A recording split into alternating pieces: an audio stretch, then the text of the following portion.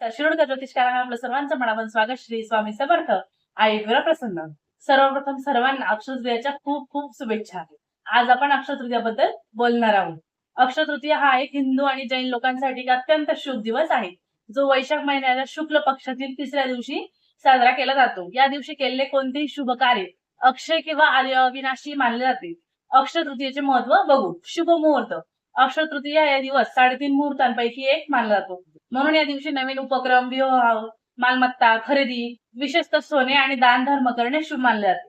सोने खरेदी अक्षय तृतीया म्हणजे अख्खा तीज या दिवशी सोने खरेदी करण्याची विशेष परंपरा आहे. या दिवशी सोने व चांदी खरेदी केल्याने घरात सुख समृद्धी येते अशी मान्यता देखील आहे. या दिवशी गंगेचे स्वर्गातून पृथ्वीवर अवतरण झाले.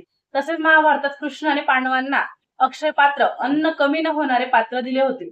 बद्रीनाथ मंदिराचे दरवाजे अक्षय तृतीया दिवशी उघडले जातात आणि मंदिराचे दरवाजे बंद असतानाही आतमध्ये अखंड ज्योत सुरू असते. अक्षय तृतीया दिवशी काय करावे? सोने खरेदी करणे शुभ मानले जाते. दुसरं, पांढऱ्या वस्त्र दान, जसे की दूध, दही, साखर, खीर, शंख दान करणे शुभ मानले जाते. हळदी कुंकू करणे, तीज तर्पण करणे इत्यादी. असे नवनवीन व्हिडिओ बघण्यासाठी आमच्या चॅनलला सबस्क्राईब करा.